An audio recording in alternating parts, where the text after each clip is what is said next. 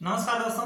आज हम कोशिका वाला जो चैप्टर है उसका तीसरा लेक्चर आपके सामने आज प्रेजेंट करने वाले हैं, प्रस्तुत करने वाले हैं। ठीक है, दो लेक्चर हम पढ़ चुके हैं। पहले लेक्चर में हमने कोशिका के बारे में जितनी भी बेसिक जानकारी थी, है ना, कोशिका की खोज से संबंधित, कोशिका सिद्धांत से संबंधित और भी छोटी मोटी जितनी भी चीजें हमें जाननी चाहिए उसके बारे में हमने पहले लेक्चर में जाना। फिर मैंने उसी के अंदर आपको बताया कि कोशिका जो है वो दो प्रकार की होती है, एक प्रोकैरियोटिक कोशिका और एक यूकैरियोटिक कोशिका। फिर दूसरा लेक्चर जो मैंने आपको पढ़ाया उसमें मैंने आपको प्रोकैरियोटिक कोशिका के बारे में बताया, प्रोकैरियोटिक या जीवाणु की संरचना, एक ही बात है। आज जो तीसरा लेक्चर है इसमें हम पढ़ने वाले हैं यूकैरियोटिक कोशिका। क्या पढ़ने वाले हैं? यूकैरियोटिक कोशिका। अब आप लोगों को ये लग रहा होगा कि दूसरे लेक्चर में प्रोकैरियोटिक कोशिका कर ली, आज यूकैरियोटिक कोशिका कर लेंगे, चैप्टर खत्म। नहीं, प्रोकैरियोटिक कोशिका एक छोटा टॉपिक था, एक लेक्चर में हो गया, ठीक बात है। यूकैरियोटिक कोशिका काफी लंबा टॉपिक चलने वाला है, काफी ज्यादा लंबा चलने वाला है। इसमें कम से कम मैं आपको ये मान के चलो 5 लेक्चर आराम से लग जाएंगे। ठीक है, तो कम से कम 5 लेक्चर इसके अंदर लगेंगे, धैर्य से आपको पढ़ना है। और वैसे भी कोशिका वाला चैप्टर तो बेसिक चैप्टर होता है, ये तो सबको बेहतरीन ढंग से आना ही चाहिए। ठीक है, आपको तो टेंशन 1% भी नहीं लेनी है, हम करवा रहे हैं ना, जितना आपको करवा रहे हैं, जितना समझा रहे हैं उतना करते जाओ, है ना। फालतू हेडेक लेने की जरूरत ही नहीं है, जितना करवा रहे हैं उसको सीखो, समझो, लिखो, नोट्स बनाओ, जो भी करना करो। ठीक है, चलो तो आज हम यूकैरियोटिक कोशिका स्टार्ट करेंगे, पूरा नहीं करेंगे, पूरा नहीं होगा, क्योंकि यूकैरियोटिक कोशिका में ही हमें सब कुछ पढ़ना है।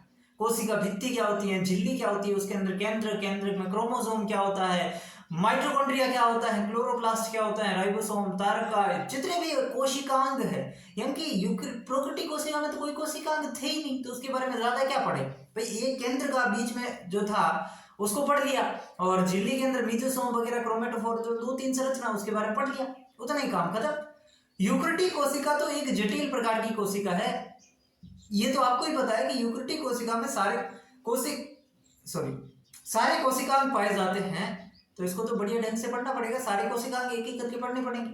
ठीक है, तो कोई दिक्कत नहीं है, पढ़ेंगे आराम से, पढ़ेंगे आराम से, एकदम आराम से पढ़ेंगे, धीरे धीरे पढ़ेंगे, हमें कहीं नहीं भागना है। ठीक है, चलो आज यूकैरियोटिक कोशिका पढ़ने वाले हैं, स्टार्ट करने वाले हैं। प्रोकैरियोटिक कोशिका मैंने पढ़ा दी, अब यूकैरियोटिक कोशिका पढ़ाने वाला हूं। तो उससे पहले अगर मैं प्रोकैरियोटिक कोशिका और यूकैरियोटिक कोशिका में अंतर बता दूं तो कैसा रहेगा? बेहतरीन, बहुत बढ़िया। अगर हमें दोनों के बीच में डिफरेंस समझ पा जाए कि प्रोकैरियोटिक कोशिका और यूकैरियोटिक कोशिका में क्या क्या अंतर है, या प्रोकैरियोटिक कोशिका यूकैरियोटिक कोशिका से कैसे अलग है, ये अंतर हम समझ ले, उसके बाद यूकैरियोटिक कोशिका शुरू करेंगे। ठीक है सर, अंतर समझ लेते हैं। तो अंतर समझने से पहले, यहाँ पे लिखने से पहले एक बार मैं सारे समझा दूं, है ना। आपको लिखना नहीं है, मैं बोल रहा हूं, ध्यान से सुनो, समझो, दिमाग खुला रखो, कान खुले रखो, आगे भले बंद कर लो एक बार के लिए। फिर जब मैं लिखाऊंगा तो उस समय भी आपको साथ साथ में लिखना है। ठीक है, तो सबसे पहले प्रोकैरियोटिक कोशिका और यूकैरियोटिक कोशिका में हम अंतर जानने का प्रयास करते हैं। लगभग मैं आपको 10 एक अंतर बताऊंगा, वो बहुत है, इतने बहुत है, 10 एक अंतर बताऊंगा। सबसे पहले तो प्रोकैरियोटिक कोशिका सरल प्रकार की कोशिका है, जबकि यूकैरियोटिक कोशिका एक जटिल प्रकार की कोशिका है। ये बात आपको पता है। एक अंतर आप परिभाषा से निकाल सकते हैं, परिभाषा सबको पता है, प्रोकैरियोटिक कोशिका किसे कहते हैं, यूकैरियोटिक किसे कहते हैं, छोटी क्लासों से पढ़ते आ रहे हैं कि प्रोकैरियोटिक कोशिका वो होती है जिसमें केंद्रक का अभाव होता है, जिसमें केंद्र का अभाव होता है, उसे प्रोकैरियोटिक। नाम से ही पता चल रहा, मैंने सेकंड लेक्चर में आपको बताया भी था, प्रोकैरियोटिक। इसको दो भागों में अगर विभाजित करें, शब्द को 2 टुकड़ों में तोड़े, तो प्रो का मतलब होता है पहले, और कैरियोन मतलब केंद्रक, है ना। तो प्रो मतलब पहले, कैरियोन मतलब केंद्रक। ऐसी कोशिका जो केंद्रक से भी पहले थी, मतलब जब केंद्रक था ही नहीं उससे पहले भी थी, तो ऑब्वियसली बात है उसमें केंद्रक नहीं होगा। तो जो प्रोकैरियोटिक कोशिका की ओवरऑल अगर मैं लास्ट में इसको परिभाषा अगर देने की कोशिश करूं तो ये बनती है कि ऐसी कोशिका जिसमें केंद्रक का अभाव होता है उसे हम प्रोकैरियोटिक कोशिका कहते हैं। जबकि यूकैरियोटिक कोशिका की बात करो तो इसमें सुविकसित केंद्रक पाया जाता है। यू मतलब प्रेजेंट, यूकैरियोटिक, कैरियोन का मतलब होता है केंद्र, और यू मतलब प्रेजेंट, यानी कि इसमें केंद्रक उपस्थित रहता है। तो ये सबसे मुख्य डिफरेंस है। आपसे पूछ ले कोई कि प्रोकैरियोटिक कोशिका और यूकैरियोटिक कोशिका में क्या अंतर है, बहुत बड़ा सवाल नहीं दे, एक नंबर का सवाल आपसे पूछ ले, तब आप अंतर क्या लिखोगे, ये वाला अंतर लिखोगे। मुख्य अंतर जो है वो ये है कि जो प्रोकैरियोटिक कोशिका है इसमें केंद्रक का अभाव होता है, जबकि यूकैरियोटिक कोशिका में सुविकसित केंद्रक पाया जाता है ना। मुख्य अंतर तो ये हुआ, लेकिन इसके अलावा भी तो बहुत सारे अंतर होते हैं, हमें तो वो भी पढ़ने। दो अंतर हमने पढ़ लिए। तीसरा अंतर ये देखो कि केंद्रक का तो अभाव होता ही होता है, लेकिन साथ ही साथ इसके अंदर जो है वो झिल्ली बंधित कोशिकाओं का भी अभाव होता है। मैंने एक शब्द ध्यान से सुना होगा, आपने बोला है झिल्ली बंधित कोशिकांग का अभाव होता है। इसका मतलब जिन कोशिकांगों के ऊपर झिल्ली होती है वो तो इसमें एब्सेंट होंगे ही होंगे। अब जिनके ऊपर झिल्ली नहीं होती है, हो सकता है वो हो या न हो, वो अलग बात है, उसकी अभी बात ही नहीं कर रहे हैं। मैंने सिर्फ ये बोला कि झिल्ली बंधित कोशिकाओं का अभाव होता है, जबकि जो यूकैरियोटिक कोशिका होगी उसमें झिल्ली बंधित कोशिकांग पाए जाएंगे। यानी कि मैं इसको एक साथ परिभाषा को जोड़ना चाहूं तो प्रोकैरियोटिक कोशिका वो होती है जिसमें सुविकसित केंद्र का अभाव होता है और झिल्ली बंधित कोशिकांग भी अनुपस्थित रहते हैं, जबकि यूकैरियोटिक कोशिका में केंद्र भी पाया जाएगा, झिल्ली बंधित कोशिकांग भी पाए जाएंगे। समझ गए। अब आप कहेंगे सर आपने झिल्ली बंधित कोशिकांग क्यों बोला? क्योंकि दो ऐसे कोशिकांग है, एक राइबोसोम और एक तारक काय। राइबोसोम की बात अगर मैं बात करूं तो ये झिल्ली रहित कोशिकांग है और ये दोनों के अंदर पाया जाता है ना। अगर मैं ये कह दूं कि सारे कोशिकांग अनुपस्थित है तो गलत हो जाता, क्योंकि राइबोसोम जो है वो प्रोकैरियोट्स में भी पाया जाते हैं, यूकैरियोट्स में भी पाया जाता है। तो राइबोसोम जो है वो आपका झिल्ली रहित है ना, उसके ऊपर कोई भी झिल्ली नहीं पाई जाती। ये मैंने आपको उस क्लास में बता दिया होगा, शायद पहली क्लास में, है ना। तो यहाँ पे ये समझना है कि जो राइबोसोम है वो दोनों के अंदर पाया जाता है, लेकिन अब आपको ये भी पता करना है कि जो राइबोसोम है ये दो प्रकार का होता है, एक 70S प्रकार का, एक 80S प्रकार का। ये जब हम राइबोसोम पढ़ेंगे एक एक करके सारे कोशिकांग पढ़ेंगे तो उस समय राइबोसोम के बारे में मैं आपको डिटेल से बताऊंगा, लेकिन अभी के लिए आप इतना ध्यान रखो कि जो राइबोसोम होगा वो दो प्रकार का, 70S 80S। तो जो प्रोकैरियोट्स होते हैं उसमें 70S प्रकार का राइबोसोम और जो यूकैरियोट्स हो गए उसमें 80S प्रकार का राइबोसोम हो जाएगा। क्लियर है बात? अब ये चीज कंफ्यूजन पैदा करती है कि प्रोकैरियोट्स में 70S, यूकैरियोट्स में 80S, ठीक बात है, लेकिन यूकैरियोट्स में दो कोशिकांग ऐसे हैं, एक तो माइटोकॉन्ड्रिया, एक क्लोरोप्लास्ट। जब मैं आगे आपको पढ़ाऊंगा तो ये भी बताऊंगा कि जो माइटोकॉन्ड्रिया और क्लोरोप्लास्ट है इसकी उत्पत्ति जीवाणुओं से मानी गई है, क्योंकि इनके लगभग जो कैरेक्टर है ना वो जीवाणु से मिलते जुलते हैं। तो इनके अंदर जो राइबोसोम होगा ना वो भी 70S प्रकार का होगा। नॉर्मली यूकैरियोट्स में 80S होता है और प्रोकैरियोट्स में 70S होगा, लेकिन जो माइटोकॉन्ड्रिया और क्लोरोप्लास्ट है वो एक्सेप्शन है, उसमें दोनों में 70S प्रकार का राइबोसोम होगा। कितने अंतर हमने पढ़ लिए? 4-5 अंतर पढ़ लिए। एक छोटा सा अंतर ये भी याद रख सकते हो कि जो प्रोकैरियोट्स है वो सरल तो होती है, सरल प्रकार की कोशिका होगी, और यूकैरियोट्स जटिल प्रकार की कोशिका होगी। तो प्रोकैरियोट्स छोटी होती, साइज आकृति में अगर मैं बात करूं तो प्रोकैरियोट्स छोटी होती और यूकैरियोट्स थोड़ी बड़ी होती। अब आप खुद सोचिए कि भाई एक थैला है, एक थैले के अंदर कुछ है ही नहीं और एक थैला पूरा सब्जी से भरा हुआ है, तो थैला कौन सा बड़ा होगा? ऑब्वियसली बात है जो सब्जी से भरा हुआ है। जिसके अंदर कुछ भी नहीं है उसको तो ऐसा इकट्ठा कर लेंगे, है ना। तो वही बात है कोशिका में, प्रोकैरियोट्स कोशिका के अंदर कोई कोशिकांग ही नहीं है तो ऑब्वियसली बात है उसका आकार छोटा होगा। यूकैरियोट्स पूरी कोशिकांगों से भरी हुई है, अंदर बहुत सारी कोशिकांग है, तो अगर उसके अंदर बहुत ज्यादा कोशिकांग है तो उसका साइज भी बड़ा होगा, ठीक बात। अगला अंतर अगर हम समझने का प्रयास करें तो जो प्रोकैरियोट्स होते हैं उसके अंदर जो डीएनए होगा, प्रोकैरियोट्स में जो डीएनए होता है उसकी प्रकृति क्या होती है और यूकैरियोट्स में डीएनए की प्रकृति क्या होती है, ये समझना है। सबसे पहले प्रोकैरियोट्स की बात करूं तो इसका डीएनए होता है डीएस। डीएस का मतलब डबल स्ट्रैंड, यानी कि द्विरज्जुक। द्विरज्जुक का मतलब एक स्ट्रैंड दूसरा स्ट्रैंड, दो स्ट्रैंड आपस में लिपटे रहते हैं तो उसको कहते हैं डबल स्ट्रैंड या द्विरज्जुक। डीएस सर्कुलर यानी कि वृत्तीय होता है, वृत्तीय, सर्कल। डीएस सर्कुलर और जीसी प्रचुर, इसका क्या मतलब हुआ सर? जीसी प्रचुर का मतलब, जी का मतलब होता है ग्वानिन और सी का मतलब साइटोसिन। यानी कि आप जब डीएनए की संरचना मैं आपको पढ़ाऊंगा आगे तो वहां पे मैं आपको बताऊंगा कि डीएनए 3 चीजों से मिलकर बना होता है, नाइट्रोजनी क्षार, पेंटोज शुगर और फॉस्फेट ग्रुप। उसमें नाइट्रोजनी क्षार 4 प्रकार के होते हैं, एडेनिन, ग्वानिन, साइटोसिन और थाइमिन। तो यहाँ पे जो जीवाणु का या प्रोकैरियोट्स के अंदर जो डीएनए होता है वो जीसी प्रचुर होता है। तो मैंने क्या कहा, डीएस सर्कुलर और जीसी प्रचुर, ये प्रोकैरियोट्स में पाए जाने वाले डीएनए की प्रकृति। तो यूकैरियोट्स में क्या होगा? डीएस होगा, मतलब डबल स्ट्रैंड, उसमें भी होगा इसमें भी है, ठीक है। उसके अंदर सर्कुलर था इसके अंदर लीनियर होगा, लीनियर का मतलब रेखीय क्रम, ओके। और एटी प्रचुर होगा, यानी कि एडेनिन और थाइमिन प्रचुर होगा। ये इसके अंदर डीएनए की प्रकृति हो। और अंतर बताओ सर, अभी तो 5-6 ही हुए। सुनो, जो प्रोकैरियोट्स होते हैं उसकी कोशिका झिल्ली में स्टेरोल्स नहीं पाए जाते। ये मैं क्यों कह रहा हूं नहीं पाए जाते, क्यों? क्योंकि यूकेरियोटिक कोशिका जो होती है ना उसकी झिल्ली में स्टेरोल्स पाए जाते हैं। यूकेरियोट्स कोशिका जो है ना उसकी कोशिका झिल्ली में, सेल मेम्ब्रेन में स्टेरोल्स पाए जाते हैं। स्टेरोल्स क्या होते हैं ये आपको इतना डीप में नहीं जाना है, उसके अंदर स्टेरोल्स पाए जाते हैं। लेकिन प्रोकैरियोट्स में स्टेरोल्स नहीं पाए जाते, उसकी जगह ओपेनोइड्स पाए जाते हैं। तो ये एक डिफरेंस हो गया भाई, यूकेरियोटिक कोशिका की कोशिका झिल्ली में स्टेरोल्स पाए जाते हैं, जबकि प्रोकैरियोटिक कोशिका की कोशिका झिल्ली में स्टेरोल्स नहीं पा करके उसकी जगह ओपेनोइड्स पाए जाते हैं। एक और अंतर आप ये समझ लो कि इसके अंदर जो प्रोकैरियोटिक कोशिका होती है उसमें प्लाज्मिड पाया जाता है। अब प्लाज्मिड किसी को नहीं पता है तो मैंने सेकंड लेक्चर में बहुत बढ़िया ढंग से बताया है कि जो जीवाणु के अंदर मुख्य डीएनए होता है ना उसके अलावा भी गोलाकार डीएनए के टुकड़े पाए जाते हैं, उसको प्लाज्मिड कहते हैं। और बायोटेक्नोलॉजी का अगर आपने थोड़ा बहुत आइडिया है तो उसके अंदर वेक्टर के रूप में हम प्लाज्मिड का प्रयोग करते हैं, वही प्लाज्मिड। तो प्लाज्मिड किसमें पाए जाते हैं? जीवाणुओं के अंदर। जीवाणु क्या होता है? प्रोकैरियोट्स होते हैं, तो इसके अंदर प्लाज्मिड होगा, जबकि यूकेरियोटिक कोशिका में प्लाज्मिड नहीं होंगे। ठीक बात है।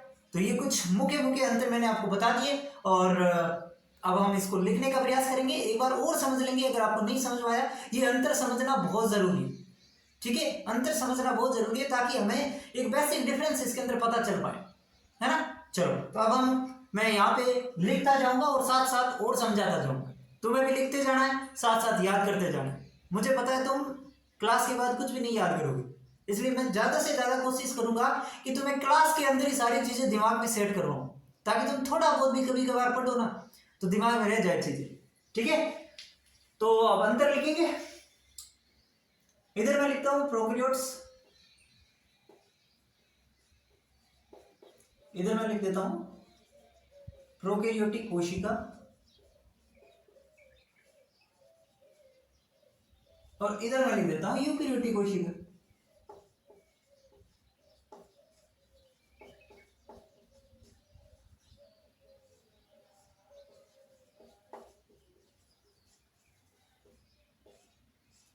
दिख रहा है ना बढ़िया से कि नहीं दिख रहा है?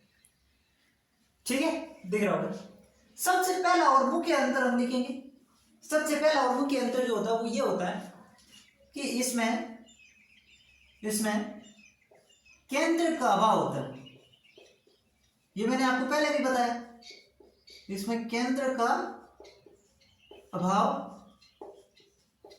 होता है ना। जैसे मैं लिखा रहा हूं वैसे वैसे तुम लिखते जाओ, वैसे ही नोट्स बनाने आपको, क्योंकि इतना तो मुझे पता चल गया तुम्हें अब नोट्स बनाने भी नहीं आते, ठीक है। किसी को आता है तो बुरा मत मानना, लेकिन ये देखो जैसे मैं बता रहा हूं वैसे वैसे लिखते जाओ। इसमें क्या होगा? केंद्र उपस्थित होता है, केंद्र उपस्थित होता है। ये पहला अंतर है।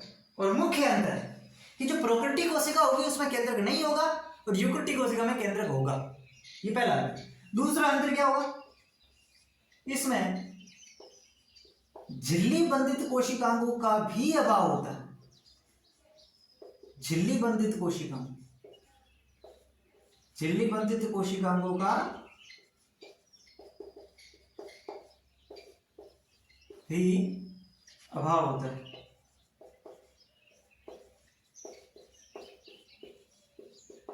जबकि इसमें क्या होगा? इसमें झिल्ली बंधित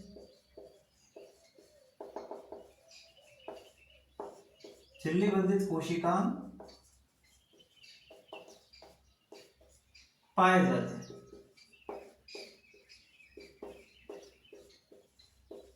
इसमें तो होता है झिल्ली बंधित कोशिकाओं का अभाव, और इसमें क्या होंगे?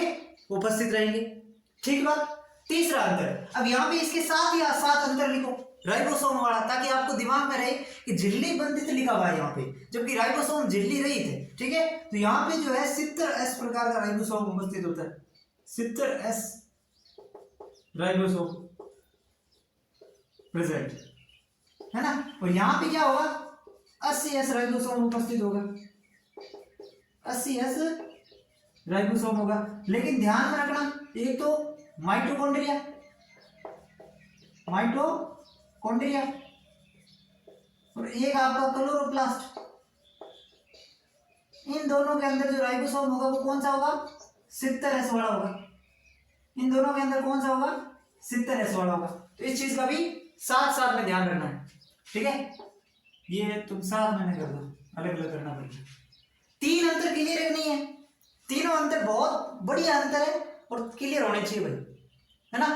ठीक है, अगला अंतर, चौथा अंतर बताओ सर। ये जो है वो सरल प्रकार की वह छोटी होती है, छोटी होगी, जबकि ये क्या होगी? जटिल प्रकार की होगी, जटिल प्रकार की वह बड़ी होती है, साइज में क्या होगी? बड़ी होगी। तो ये भी एक छोटा सा डिफरेंस है, कॉमन सेंस वाली बात है, ये तो हम समझ ही गए होंगे। और क्या अंतर है सर बताइए, और बता दें। इसके अंदर जो डीएनए होगा उसकी प्रकृति क्या होगी? डीएस किसी को हिंदी में लिखना तो लिख लेना द्विरज्जुक, और इंग्लिश वाले डबल स्टैंड। डीएस सर्कुलर यानी कि वृत्तीय, और जीसी प्रचुर। जी और सी का मतलब नहीं समझ में आ रहा, वैसे तो याद रह जाएगा, ग्वानिन और साइटोसिन होता है, लेकिन नहीं याद रखे तो साइड में लिख लेना, ठीक है। कोई भी चीज आपको ऐसा नहीं हो कि बाद में आप पढ़ो और समझ में नहीं आए, क्योंकि नोट्स बनाने का मतलब यही होता है कि जो आपने पढ़ा है वो आपके दिमाग में, ठीक है। तो जीसी प्रचुर। अब इसके अंदर जो डीएनए है उसकी क्या प्रकृति हो जाएगी भाई? डीएस तो इसके अंदर भी होगा, लेकिन इसमें होगा रेखीय, लीनियर, और एटी प्रचुर होगा, एटी प्रचुर होगा, ठीक बात है। ठीक है, अगला, इसकी कोशिका झिल्ली में, किसकी? प्रोकैरियोट्स की, इसकी कोशिका झिल्ली में स्ट्रोल्स का अभाव रहता है, उसकी जगह ओपेनोइड्स पाए जाते हैं। इसकी कोशिका झिल्ली में ओपेनोइड्स, ये इधर ज्यादा चला गया, नीचे लिख देते हैं, ओपेनोइड्स पाया जाता है।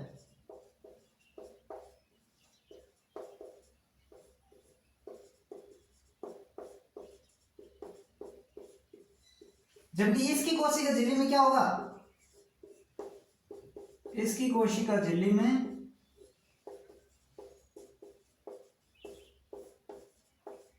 स्टेरोल्स पाया जाता है, स्टेरोल्स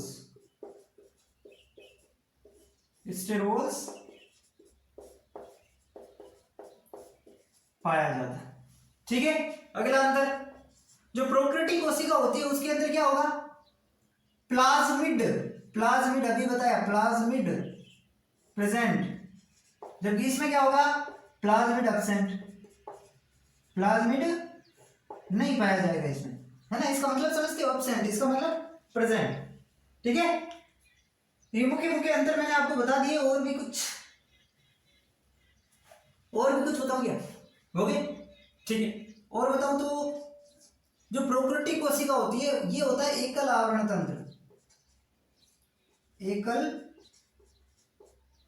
तंत्र, जबकि ये हो जाएगा दोहरा आवरण तंत्र,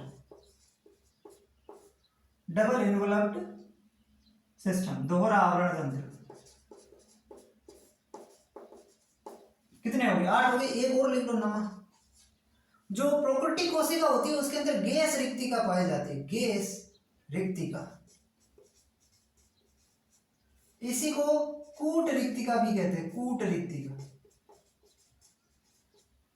रिक्तिका पाई जाती है। जबकि इसके अंदर पाई जाती है रस रिक्तिका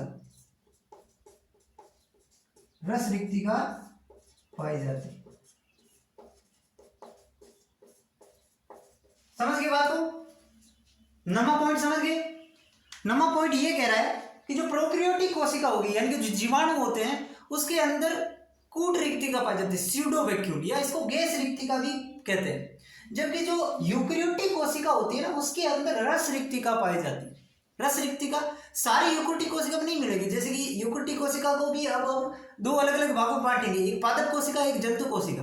तो सिर्फ पादप कोशिका के अंदर ये पाई जाती है, लेकिन एक अंतर तो हो गया ना ये, ठीक है। तो 9 अंतर है, आई होप आपको समझ गए। इससे ज्यादा आपको बाहर कुछ भी नहीं पढ़ना। प्रोकैरियोटिक कोशिका, इधर होगी आपकी यूकैरियोटिक कोशिका। ये 9 अंतर स्क्रीनशॉट लेना चाहो तो स्क्रीनशॉट ले लो, या फिर इसको जो है लिख लो ऐसे कैसे, दिख रहा होगा आपको अच्छे से, है ना, दिखने में तो कोई प्रॉब्लम नहीं है, बढ़िया से दिख रहा है, ठीक बात। चलो अब आपको क्या करना है, ये लिख लिया, अब इन 9 अंतर को एक बार पढ़ो, तुम एक बार यही पढ़ो, एक बार रीडिंग मार लो ताकि तुम्हारे दिमाग में ये चला जाएगा, फिर कभी भी पढ़ोगे तुम्हारे दिमाग में रहेगा। एक बार या मैं फिर से बोलूं, मैं बोलूं, टाइम ज्यादा लगेगा कोई बात नहीं, लगेगा तो लगेगा। सबसे पहला अंतर फटाफट से बोलूंगा, इधर मैं प्रोकैरियोटिक इधर यूकैरियोटिक, ठीक है, इधर मैं अगर याद करूं तो प्रोकैरियोटिक इधर यूकैरियोटिक। सबसे पहले इधर ये सबसे सरल और छोटी प्रकार की कोशिका, ये बड़ी और जटिल प्रकार की कोशिका।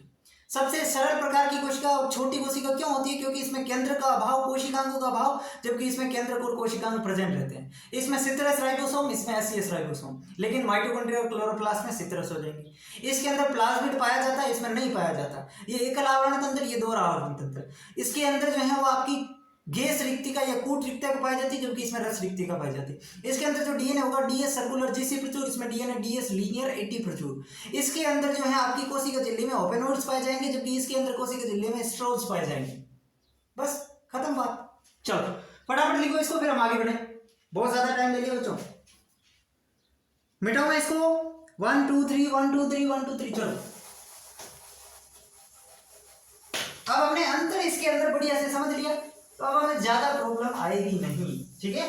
सवाल यहां से भी बन सकते हैं, बहुत सारे सवाल बन सकते हैं, जितने बनाना चाहे उतने बन सकते हैं इससे, तो इसको हल्के में मत लेना।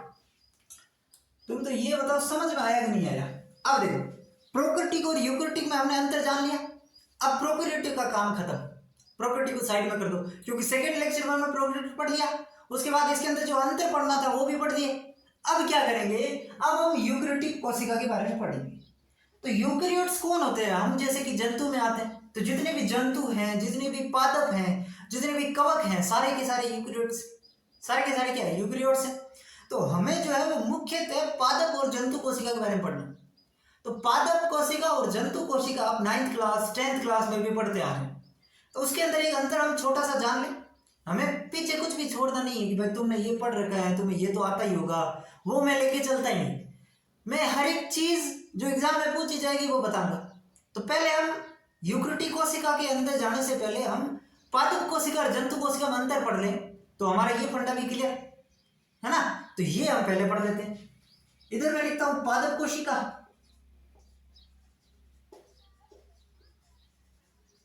और इधर मैं लिखता हूं जंतु कोशिका। इधर मैंने लिखा पादप कोशिका, इधर लिखा जंतु कोशिका। इसके अंदर 4 से 5 अंतर है, कोई ज्यादा अंतर नहीं है। पहला अंतर क्या है सर, पहला अंतर तो यही है कि इसके ऊपर कोशिका भित्ति पाई जाती है।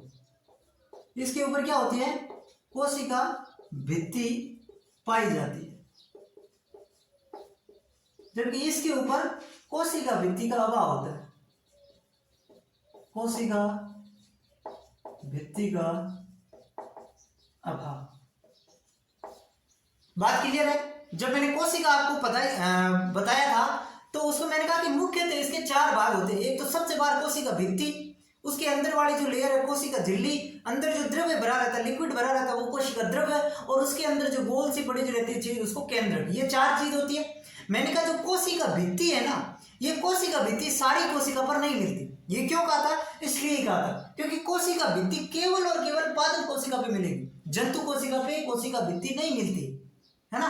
अब जैसे कवकों के अंदर कोशिका भित्ति मिलेगी, जीवाणु के अंदर मिलेगी, लेकिन सबके अंदर नहीं मिलती। जंतु कोशिका में कोशिका भित्ति है ही, तो कोशिका भित्ति सभी जीवों पे नहीं पाई जाती। लेकिन कोशिका झिल्ली के बारे में मैंने कहा था, ये सभी जीवों पे मिलेगी, सभी कोशिका पे कोशिका झिल्ली होगी, मतलब होगी, ठीक बात है। चलो पहला अंतर हमारा क्लियर। दूसरा अंतर, पादप कोशिका जो होती है इसके अंदर प्लास्टिड, प्लास्टिड क्या होता है साहब, प्लास्टिड होता है लवक, लवक ये इसके अंदर प्रेजेंट होगा, जबकि प्लास्टिड इसके अंदर क्या हो जाएगा, अब्सेंट हो जाएगा। ऑब्वियसली बात है, क्लोरोप्लास्ट वगैरह पादप के अंदर होंगे, जंतु के अंदर थोड़ी होंगे, तो इसके अंदर प्लास्टिड अब्सेंट हो जाएगा। और क्या है साहब, और देखो सुनो, और सुनो, जो पादप कोशिका है और जंतु कोशिका है, इसके अंदर एक होता है तारकाय, सेंट्रोसोम, नाम सुना आपने, सेंट्रोसोम। तो सेंट्रोसोम जो होता है तारकाय, ये इसके अंदर एब्सेंट हो जाएगा और इसके अंदर प्रेजेंट हो जाएगा, यानी कि प्लास्टिड इसमें मिलेगा, तारकाई इसमें मिलेगा। ठीक बात है। चलो अगला, इसके अंदर बड़ी रस रिक्तिका पाई जाती है, बड़ी रस रिक्तिका पाई जाती है। ये आपको समझना है, इसके अंदर बड़ी सी रस रिक्तिका पाई जाती है, जबकि इसमें जो है रस रिक्तिका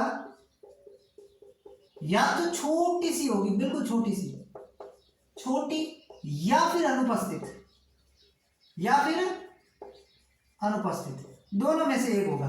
या तो रस रिक्तिका होगी नहीं, और होगी तो बहुत छोटी सी, बहुत छोटी सी, जबकि इसमें बड़ी सी रस रिक्तिका पाई जाती है। मैंने जब प्रोकैरियोटिक और यूकैरियोटिक मंत्र बताया तो भी कहा कि इसके अंदर रस रिक्तिका पाई जाती है, जबकि प्रोकैरियोट्स में वहां पे गैस रिक्तिका थी। तो वो रस रिक्तिका मुख्यतः पादप कोशिका में पाई जाती है। इसी वजह से पांचवा अंतर आपको इसी के साथ समझ में आ जाएगा। इसमें जो केंद्रक होगा वो केंद्रक परिधीय भाग में होता है। अब इसका कारण आपको ये समझना है, और इसमें केंद्रक मध्य में होगा, केंद्रक मध्य में होता है। इसका क्या कारण है बताओ? इसमें केंद्रक परिधीय भाग में होगा, जबकि इसमें केंद्रक मध्य में होगा। इसका कारण बताओ। अगर आपने ध्यान से पढ़ा है और ध्यान से क्लास में तुम्हारा फोकस है तो तुम अंतर बता दोगे। कोशिश करो, देखिए 5 अंतर बताए मैंने अभी तक, इनमें से ही इसका कोई कारण है, 5 में से। इतना हिंट और दे देता हूं, बताओ। केंद्रक इसमें परिधीय भाग में इसलिए होगा क्योंकि इसके बीच में तो बड़ी सी रस रिक्तिका है ना। ये जो कोशिका है, पादप कोशिका, इसके बीच में बड़ी सी रस रिक्तिका है, तो केंद्र की जगह ही नहीं है, वो तो साइड में ही पड़ा रहेगा बेचारा। जबकि इसमें रस रिक्तिका है ही नहीं, छोटी सी होगी, या फिर होगी भी, या तो नहीं होगी, या फिर छोटी सी होगी, तो केंद्र बढ़िया आराम से बीच में पड़ा रहेगा, है ना। तो ये कारण है जिसकी वजह से पादप कोशिका केंद्र में रहता है परिधीय भाग में, और इसके अंदर रहता है मध्य भाग में। ठीक बात है। 5 अंतर समझ गए। छठा अंतर समझो, छठा अंतर समझो। इसके अंदर जो कोशिका द्रव्य का विभाजन होता है, कोशिका द्रव्य का विभाजन, वो होता है सेल प्लेट के द्वारा, है ना। इसमें कोशिका द्रव्य का जो विभाजन है पादप कोशिका में, वो सेल प्लेट के द्वारा होता है। ये जब हम सेल डिवीजन वाला चैप्टर पढ़ेंगे तो उसमें आपको समझ में आएगा कोशिका द्रव्य विभाजन वगैरह क्या होता है। ठीक है। और इसके अंदर जो ये विभाजन होता है वो होता है सेल फ्लो द्वारा। हिंदी में लिख देता हूं, कोशिका खांच, कोशिका खांच द्वारा। क्या? यही कोशिका द्रव्य विभाजन लिख लेना, कोशिका द्रव्य विभाजन किसके द्वारा? कोशिका खांच द्वारा। जबकि इसमें सेल प्लेट, कोशिका प्लेट के द्वारा। ठीक है। एक और ध्यान रखना इसमें कि जो पादप कोशिका होती है ना, पादप कोशिका, पादप कोशिका में गोल्जी बॉडी, गोल्जी बॉडी या गोल्जी का है, गोल्जी बॉडी की सिस्टर्नी बिखरी भी रहती है, बिखरी हुई रहती है। इसे नाम दिया जाता है डिक्टियोसोम। इसे क्या नाम दिया जाता है? डिक्टियोसोम। जबकि इसके अंदर गोल्जी बॉडी की जो कोशिका, गोल्जी बॉडी की सिस्टर्नी आपस में जुड़ी रहती है।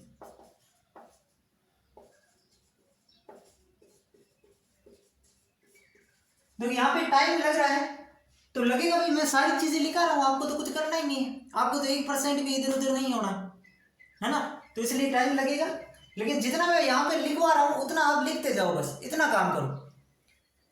इसका स्क्रीनशॉट लो, एक बार फिर से मैं समझाऊंगा, टेंशन मत लो, मैं बार बार समझाऊंगा, जब तक तुम्हारे दिमाग में नहीं घुसेगी तब तक समझाऊंगा। 7 अंतर मैंने बताया आपको पादप कोशिका और जंतु कोशिका में। पहला अंतर सबको क्लियर है कि पादप कोशिका में कोशिका भित्ति होगी, जबकि इसमें नहीं होगी। इसमें प्लास्टिड यानी कि लवक, क्लोरोप्लास्ट वगैरह पादप कोशिका में ही होते हैं, है ना। प्रकाश संश्लेषण के लिए चाहिए तो अपन तो करते नहीं, तो ये भी इसमें होगा, इसमें नहीं होगा। यहाँ पे पाया जाता है तारक, सेंट्रोसोम, वो यहाँ पे जंतु कोशिका मिलेगा, पादप कोशिका में एब्सेंट रहेगा। फिर मैंने कहा कि इसके अंदर जो रस रिक्तिका होती है ना, वो बहुत बड़ी होती है और केंद्रीय भाग में पाई जाती है ना। जबकि इसमें रस रिक्तिका होगी नहीं, होगी तो भी छोटी सी होगी। और इसी वजह से मैंने यहाँ पे रिलेट करके बताया कि इसमें केंद्रक परिधि भाग में, क्योंकि रस रिक्ति का बीच में बड़ी सी हो गई तो केंद्रक परिधि में जाना ही है, जबकि इसके रस रिक्ति है नहीं तो केंद्रक मध्य में आराम से पड़ा रहेगा। उसके अलावा यहाँ पे ये ध्यान रखना कि इसमें जो कोशिका द्रव्य का विभाजन होगा वो सेल प्लेट के द्वारा होगा, क्योंकि ऊपर कोशिका भित्ति है तो खांच तो इसमें बढ़ नहीं सकती। खांच कब बढ़ेगी? जब कोशिका के अंदर खांच बन, मतलब थोड़ी सी नरम तो हो, ये तो बहुत कठोर होती है। तो जंतु कोशिका में कोशिका द्रव्य विभाजन सेल फ्लो यानी कि कोशिका खांच के द्वारा, जबकि इसमें कोशिका प्लेट के द्वारा। फिर एक लास्ट अंतर मैंने ये बताया कि जो पादप कोशिका के अंदर गोल्जी बॉडी होती है, गोल्जी बॉडी जब मैं आपको पढ़ाऊंगा तो उसके अंदर मैं बताऊंगा सिस्टर्नी, ट्यूब्यूल्स, वेसिकल्स, ये गोल्जी बॉडी के पार्ट्स है ना। गोल्जी बॉडी के यानी कि गोल्जी काय के 3 पार्ट्स होते हैं, सिस्टर्नी, ट्यूब्यूल्स, वेसिकल्स। यहाँ पे जो गोल्जी बॉडी की सिस्टर्नी है ना, वो इसके अंदर बिखरी हुई रहती है। किसके अंदर? पादप कोशिका में। जंतु कोशिका में बिखरी हुई नहीं रहती, उसमें जुड़ी हुई रहती है। यहाँ पे बिखरी हुई रहती है तो उसको एक नाम दिया जाता है डिक्टियोसोम। तो कभी कभी यहाँ से भी सवाल बन जाता है, ध्यान रखिएगा इसको, ठीक है। इसका आप स्क्रीनशॉट लो, इसका स्क्रीनशॉट लो, फटाफट से लो। ले लिया? चलो अब हम पढ़ेंगे कोशिका, यूकेरियोटिक कोशिका। एक बेसिक आइडिया आपको पता ही है सबको, नहीं पता है तो और बता देता हूं कि जो कोशिका होती है ना, कोशिका के अंदर क्या होता है? सबसे पहले तो जो कोशिका है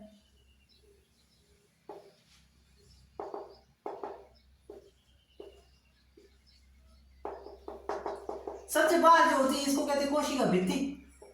ये कोशिका का अगर हम सामान्य डायग्राम बनाना चाहे तो सबसे बाहर वाली जो परत होती है उसे कोशिका भित्ति, उसके अंदर जो लेयर होती है ना उसको हम कोशिका झिल्ली कहते हैं।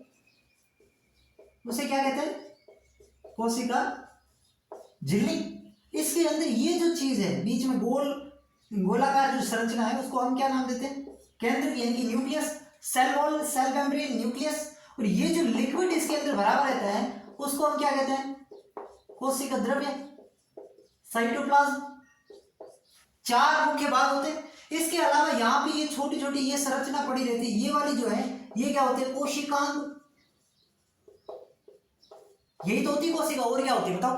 कोशिका का बेसिक डायग्राम अगर बनाना चाहे तो यही तो होता है। फिर सबसे बाहर कोशिका भित्ति, उसके अंदर झिल्ली, उसके अंदर जो द्रव्य रहता है उस कोशिका द्रव्य, गोलाकार संरचना केंद्रक, और उसके अंदर कोशिका द्रव्य में जो संरचना होती है उसे हम कोशिकांग कहते हैं। अब यूकेरियोटिक कोशिका ये होती है, ये इसकी बेसिक संरचना है। तो अब यूकेरियोटिक कोशिका पढ़नी है मतलब ये सारी चीजें पढ़नी है, यानी कि पहले हमें कोशिका भित्ति पढ़नी है। यूकेरियोटिक कोशिका अगर हम पढ़ रहे हैं तो उसमें पढ़ना क्या है? यही तो पढ़ना है। पहले कोशिका भित्ति के बारे में पढ़ना है कि कोशिका भित्ति कैसे होती है। अब इसको डिटेल में पढ़ना है, डीप एनालिसिस करना है, यही बात है बस, और कुछ नहीं। कोशिका झिल्ली के बारे में पढ़ना है। कोशिका द्रव्य के बारे में वैसे ज्यादा कुछ है नहीं कि यहाँ पे वो ज्यादातर जो अभिक्रिया होती है वो कोशिका द्रव्य में होती है, तो इसके बारे में तो कुछ भी नहीं पढ़ना। लेकिन अगर माने तो इसके बारे में, फिर हमें केंद्र के बारे में पढ़ना है कि केंद्र क्या होता है, क्या कैसे काम करता है, उसके अंदर गुणसूत्र होते हैं वो कैसे होते हैं, इसके बारे में। और सबसे लास्ट में इसके अंदर जो कोशिकांग होते हैं उसके बारे में पढ़ना है कि भाई माइटोकॉन्ड्रिया क्या होता है, उसका काम बताओ, है ना। हर एक 10-15 कोशिकांग मुख्य मुख्य जो है उसके बारे में तो पढ़ना ही पड़ेगा, है ना। तो इसके अंदर जो कोशिकांग होते हैं वो पढ़ेंगे। तो चैप्टर तो लंबा अपने आप ही जाएगा। मैं कोशिका भित्ति, कोशिका झिल्ली, फिर केंद्र पढ़ाऊंगा, फिर 10-12 कोशिकांग पढ़ाऊंगा, तो चैप्टर चला जाएगा। तो ओवरऑल आपको समझ में आया कि पढ़ना कैसे है, एक आइडिया आपके दिमाग में आया होगा, है ना। तो ये ऐसे ही पढ़ना है। अब मैं आज आपको कोशिश करूंगा कि कोशिका भित्ति और कोशिका झिल्ली करवा दूं, फिर अगले लेक्चर में मैं आपको केंद्र करवा दूंगा, ये इसमें कुछ है नहीं, केंद्र करवा दूंगा, फिर मैं आपको कोशिकांग करवाऊंगा, फिर मैं आपको कोशिकांग करवाऊंगा। कोशिकांग में लग जाएगी 2-3 क्लास, है ना। एक क्लास इसमें लग जाएगी, एक क्लास इसमें आज चलेगा, तो लगभग 4-5 क्लासें हो जाएगी, ठीक है, कोई बात नहीं, हो जाएगी तो हो जाएगी। अब हम कोशिका भित्ति स्टार्ट करें। इतनी बातें क्लियर हुई, कैसे पढ़ना है, क्या पढ़ना है, क्यों पढ़ना है, ठीक है। चलो मिटाओ इसको, ये अगर किसी को बनाना है तो बना लो ताकि दिमाग में रहेगा, ठीक है। मिटाओ भाई, चलो चलो चलो चलो। अब हम कोशिका भित्ति के बारे में पढ़ने का प्रयास करते हैं, ठीक है। कोशिका भित्ति,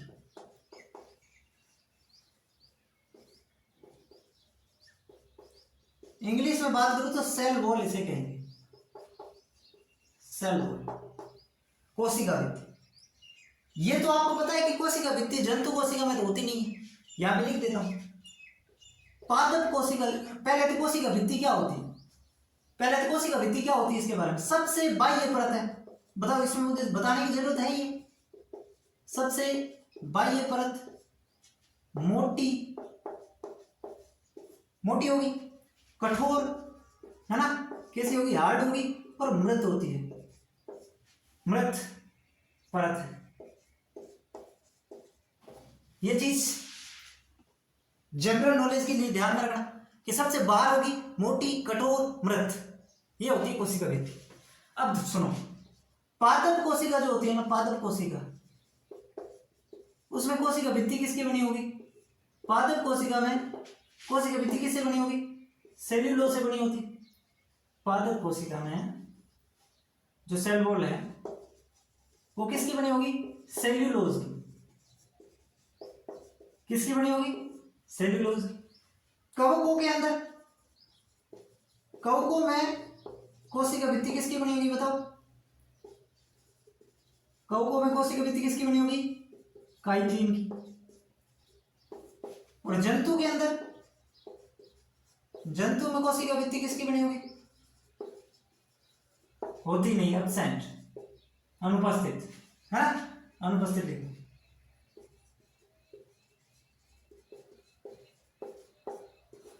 फंडा क्लियर हुआ कि नहीं हुआ? कोशिका भित्ति वाली चीजें क्लियर हुई कि नहीं हुई? मैंने कहा पादप कोशिका में जो कोशिका भित्ति है वो सेल्यूलोज की बनी होगी, और सेल्यूलोज ये कोशिका भित्ति कैसी होती है? पारगम्य होती है। पारगम्य समझते हो? परमिएबल, पारगम्य होती है, इसके अंदर से कोई भी चीज अंदर बाहर आ जा सकती है।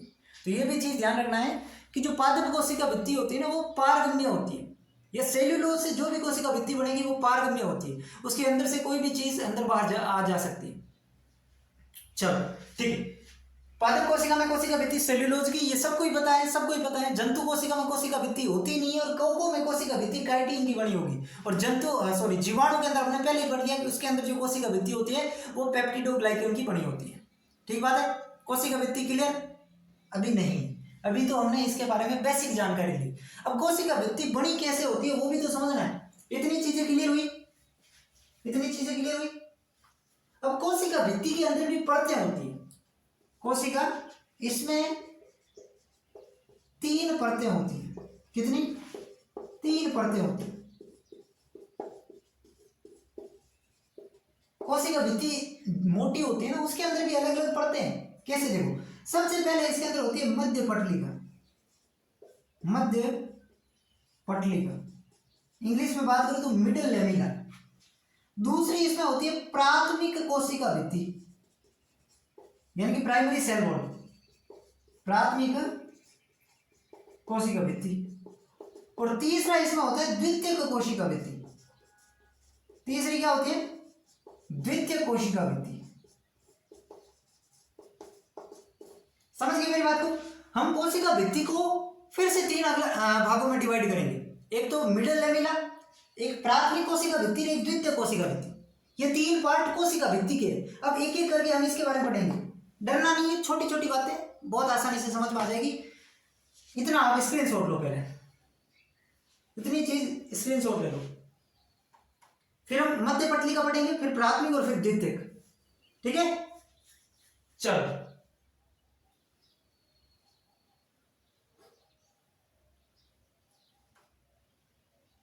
मिटाओ इसको, मिटाओ। ठीक,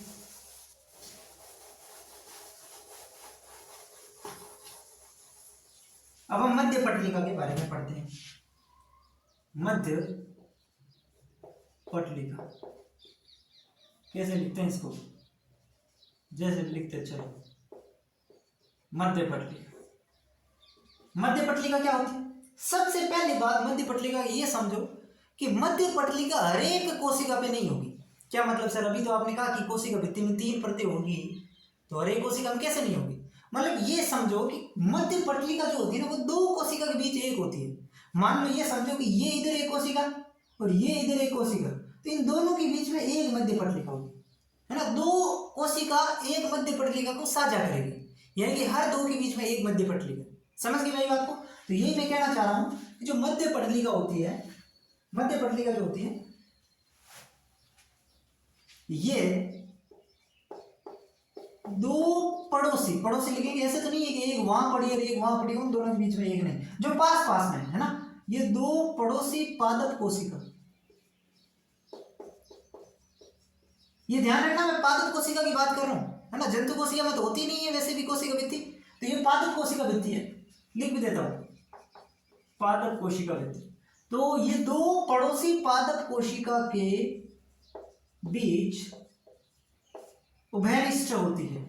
उभयनिष्ठ का मतलब समझते हो, कॉमन, उभयनिष्ठ होती है तथा सीमेंट की तरह कार्य करती है। मतलब उन दोनों के बीच में सीमेंट की तरह, जैसे कि एक अपन ईंट लगाते हैं, उसके ऊपर ईंट और लगाते हैं, बीच में सीमेंट का मसाला भरते हैं, तो वो क्या हो जाती है, एकदम उसको पकड़े रखती है। तो वही काम इसका होता है, तथा ये सीमेंट की तरह कार्य करती है, सीमेंट की तरह कार्य करती है। ठीक है, ये किसकी बनी होगी, ये कैल्शियम पैक्टेट, कैल्शियम पैक्टेट, और यहां पे ये मैं शब्द लिख रहा हूं मुख्य रूप से, तथा मैग्नीशियम पैक्टेट, तथा मैग्नीशियम पैक्टेट,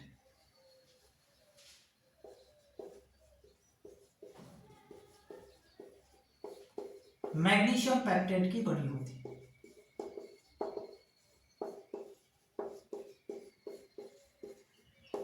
समझ गए मेरी बात को।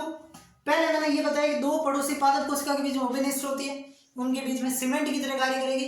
फिर मैंने कहा कि ये बनी किसकी होती है, तो ये बनी होती है कैल्शियम पैक्टेट और मैग्नीशियम पैक्टेट। लेकिन आपसे सवाल ये पूछे कि मुख्य रूप से किसकी बनी होती है, तो आंसर जाएगा कैल्शियम पैक्टेट। दोनों में डिफरेंस है। एक तो आपसे पूछे कि मध्य पटलिका किससे बनी होती है, तो कैल्शियम पैक्टेट, मैग्नीशियम पैक्टेट। मुख्य रूप से इन दोनों में से भी मुख्यतः इसमें क्या होता है, तो कैल्शियम पैक्टेट होता है। ठीक है, चलो एक पॉइंट और लिख लो इसके बारे में कि जो पके हुए जब फल पक जाते हैं, जैसे कि आम है, तो वो पकने के बाद सॉफ्ट हो जाता है। उससे पहले जो आम जो पकता नहीं है, कच्चा आम जिसे हम केरी बोलते हैं, तो केरी कितनी कठोर होती है, बहुत ज्यादा कठोर होती है।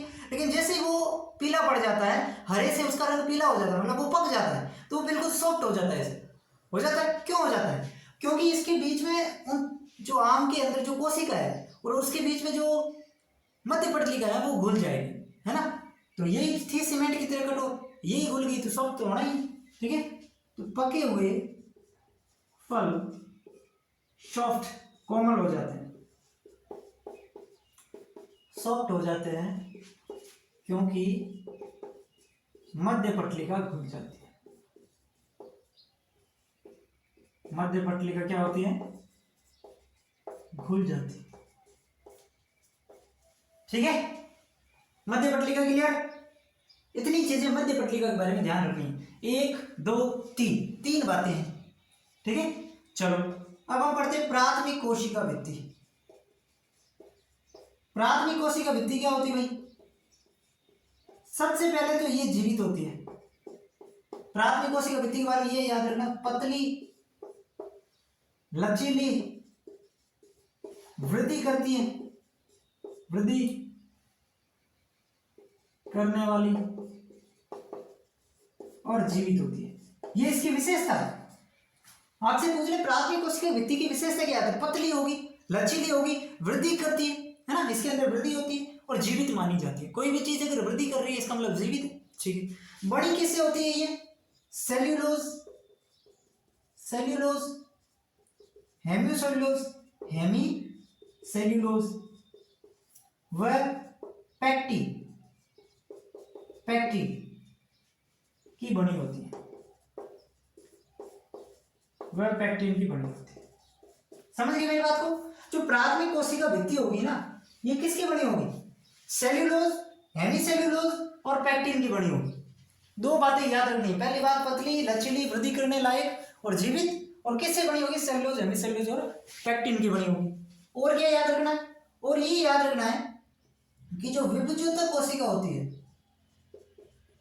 विभुजोतक कोशिका और एक मृदुतक कोशिका, इसका मैं केवल प्राथमिक कोशिका भित्ति पाई जाती है। प्राथमिक कोशिका भित्ति शॉर्टकट में लिखा मैंने, ध्यान रखना, प्राथमिक कोशिका भित्ति ही पाई जाती है। ठीक है, तो ये आपको ध्यान में रखना है।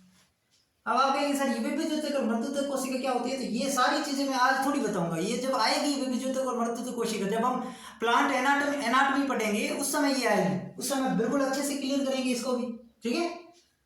तीसरी जो इसके अंदर लेयर थी वो थी द्वितीयक कोशिका भित्ति, द्वितीयक कोशिका भित्ति, इसके बारे में बताओ, द्वितीय कोशिका भित्ति के बारे में बताओ भाई।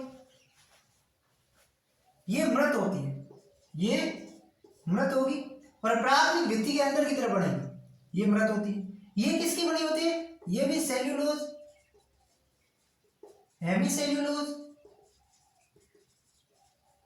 और पेक्टिन की बनी होगी, है ना। लेकिन इस पर लिग्निन और सुबेरिन का निक्षेपण भी पाया जाता है, एक चीज ध्यान रखना, लिग्निन व सुबेरिन का निक्षेपण भी पाया जाता है और इसी की वजह से ये मृत है ना। सेल्यूलोज, हेमिसेल्यूलोज और पेक्टिन की बनी होती है, ये तो याद रखना ही है। लेकिन इसके अलावा इस पर लिग्निन और सुबेरिन का निक्षेपण पाया जाता है, उसी वजह से ये मृत हो जाएगी। समझ में आया? इसको कैसे लिखना है, द्वितीय कोशिका भित्ति को कैसे लिखना है। ये जो है ये मृत होती है, ये सेल्यूलोज, हेमिसेल्यूलोज और पेक्टिन की बनी होगी। जैसे प्राथमिक कोशिका भित्ति भी सेल्यूलोज, हेमिसेल्यूलोज और पेक्टिन से बनी है, वो भी इसी से बनी है। लेकिन इसके अलावा इसमें लिग्निन और सुबेरिन नामक पदार्थों का निक्षेपण भी मिलता है और उसी कारण से ये मृत होती है। इसमें ये पदार्थ नहीं थे, इसका मतलब ये जीवित थी, इसमें ये है तो ये मृत हो जाएगी। तो ये है कोशिका भित्ति की 3 परतें। समझ में आ गया? दिख रहा होगा आराम से, अच्छे से क्लियर दिख रहा है? चलो स्क्रीनशॉट ले लो, दिख रहा है तो फिर से समझाओगे, समझ में आ गया? मैंने कहा कोशिका भित्ति क्या होती है, सबसे भाई एक कठोर मोटी परत होती है। जंतु कोशिका में होती नहीं है, पादप कोशिका में सेल्यूलोज की और कवकों में काइटिन की, जीवाणु के अंदर पेप्टिडोग्लाइकन की। फिर मैंने कहा कोशिका भित्ति के अंदर भी 3 परतें होती है, मध्य पटलिका, प्राथमिक कोशिका भित्ति, द्वितीय कोशिका भित्ति। मध्य पटलिका क्या होगी, मध्य पटलिका साहब क्या होती है, ये 2 पड़ोसी पादप कोशिका के बीच उभयनिष्ठ होती है, यानी हर एक कोशिका के पास अपनी खुद की मध्य पटलिका नहीं होती, 2 जने इसको साझा करते हैं। इसका काम क्या होता है, सीमेंट की तरह उसको बीच में बांध के रखना। और पक्के में फल सॉफ्ट इसलिए हो जाते हैं क्योंकि उसके बीच की मध्य पटलिका खुल जाती है। किसकी बनी होती है, कैल्शियम पेक्टेट और मैग्नीशियम पेक्टेट, लेकिन मुख्य रूप से कैल्शियम पेक्टेट। फिर प्राथमिक कोशिका भित्ति किसकी बनी होगी, हेमिसेल्यूलोज, सेल्यूलोज और पेक्टिन की। द्वितीय कोशिका भी सेल्यूलोज, हेमिसेल्यूलोज, पेक्टिन की। लेकिन यहाँ पे लिग्निन और सुबेरिन का एक्स्ट्रा जमा होने की वजह से ये मृत है, जबकि इसमें ये जमा नहीं है तो ये जीवित है। ये तो समझ में आ गया? फिर इसके अंदर एक, चलो इतनी बातें होगी, अब हम आगे बढ़ते हैं। बढ़े आगे बढ़े दोस्तों, हो गया? ठीक है, अब हम पढ़ते हैं कोशिका भित्ति के कार्य क्या है। वैसे तो आपको पता ही होना चाहिए, कार्य कोई ज्यादा इंपॉर्टेंट है नहीं, लेकिन हमें आपको पता है कुछ छोड़ना है नहीं। कोशिका भित्ति के कार्य क्या कार्य हो सकते हैं, मतलब सुरक्षा प्रदान करना, भाई सबसे बाहर है तो क्या काम करेगा, सुरक्षा प्रदान करना, ठीक है। और क्या करेगा, कोशिका की आकृति को बनाए रखना, आकृति बनाए रखना। ऐसा नहीं है कि कोशिका उसकी एक निश्चित आकृति को बनाए रखने का भी काम इसका है, नहीं होगी तो वो कोशिका पिछड़ जाएगी, इधर उधर हो जाएगी, ठीक है। तो एक निश्चित आकृति को बनाए रखना, ये भी काम किसका होता है, इसी का होता है। और क्या करेगी, कोशिका को आपस में चिपकाए रखना। मिडिल लेवल क्या कर रहा था, ये तो काम कर रहा था, कोशिका को आपस में चिपकाए रखना। और एक और बड़ा काम, अल्प परासरी विलयन। अल्प परासरी विलयन में कोशिका को फटने से बचाना, फटने से बचाना। ये किस किस को समझ में आ गया? चौथा बड़ा काम किसको समझ आया बताओ? अल्प परासरी विलयन, हाइपोटोनिक सॉल्यूशन में कोशिका को फटने से बचाना। इसका क्या मतलब? इसका मतलब ये हुआ कि कोई भी कोशिका है वो अगर अल्प परासरी विलयन में जाएगी, अल्प परासरी विलयन का मतलब जो कोशिका की सांद्रता है उससे कम सांद्रता वाला विलयन है, तो उसमें जाएगी तो वो विलयन उसमें बढ़ना चालू हो जाएगा।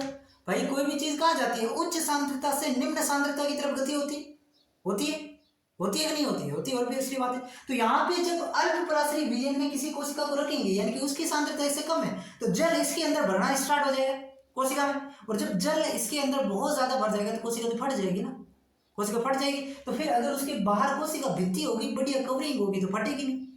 बस यही बात है, ये काम है, इसको ध्यान में रखना, रटने वाली चीज ही नहीं है, आराम से समझ में आ जाएगा। अब एक चीज और समझाना चाहता हूं मैं आपको कि गर्त क्या होता है। गर्त इंग्लिश में बोलते हैं पिट्स। क्या होते हैं गर्त? कोशिका भित्ति जो होती है ना, सेकेंडरी सेल वॉल, मैंने आपको बताई 3 लेयर। सेकेंडरी सेल वॉल का निक्षेपण नियमित रूप से नहीं होता है। इसका क्या मतलब हुआ? नियमित रूप से नहीं होता है, अर्थात कहीं कहीं पर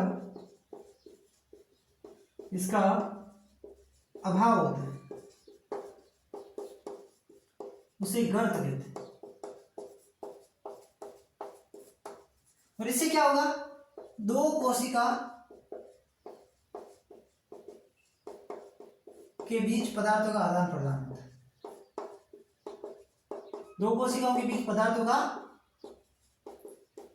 आदान प्रदान होता है, इसे बोलते हैं गर्त। सिंपल सी बात है भाई, सेकेंडरी सेल वॉल अगर नियमित रूप से नहीं है, कहीं कहीं पे मान लो ये ऐसे है फिर नहीं है फिर वापस है, तो बीच में छिद्र बन जाएगा, उसे ही तो गर्त नाम दे देते हैं। और गर्त का काम क्या होता है? एक कोशिका है दूसरी कोशिका है, वो उस गर्तों के माध्यम से आपस में कोई भी चीज का आदान प्रदान करना है तो वो करते रहते हैं, बस इतनी सी बात है, वो गर्त हो जाएगा। एक शब्द यहाँ पे आता है प्लाज्मोडेस्मेटा, ये आपको ध्यान में सुनना है, प्लाज्मोडेस्मेटा। इससे सवाल कई बार बने, प्लाज्मोडेस्मेटा ये क्या होता है बताओ? प्लाज्मोडेस्मेटा क्या होता है?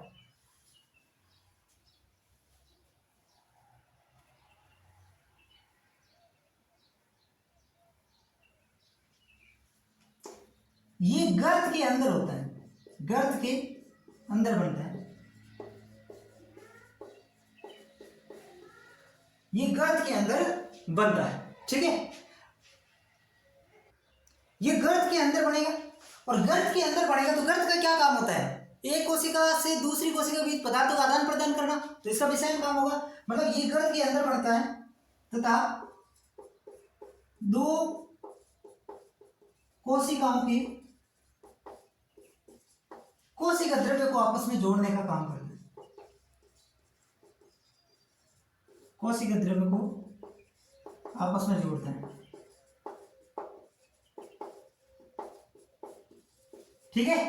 तो ये चीज आपको समझनी है, प्लाज्मोडेस्मेटा जो है ये गर्त के अंदर ही एक बढ़ने वाली संरचना है जो 2 कोशिका के कोशिका द्रव्य को आपस में जोड़ती है। एक चीज यहाँ पे जगह नहीं, आप लिख लेना, ये कोशिका झिल्ली से घिरा रहता है, कोशिका झिल्ली से घिरा रहता है, से घिरा रहता है, ठीक है। तो ये भी लिख लेना, समझ गए मेरी बात को? कोशिका भित्ति यहाँ पे होती है COMPLET, कंप्लीट। कोशिका भित्ति में कोई डाउट है? पहले हमने कोशिका भित्ति किस में होती है, किस में नहीं होती है, किस में किसके बनी होती है, फिर कोशिका भित्ति जो है उसके प्रकार, सॉरी क्या कहते हैं, उसके अंदर कितनी लेयर होती है उसके बारे में जाना, फिर कोशिका भित्ति के कार्य, फिर गर्त क्या होता है, फिर प्लाज्मोडेस्मेटा क्या होता है, बस ये होगी कोशिका भित्ति। अब हमें पढ़ना है कोशिका झिल्ली। अब हमें क्या पढ़ना है?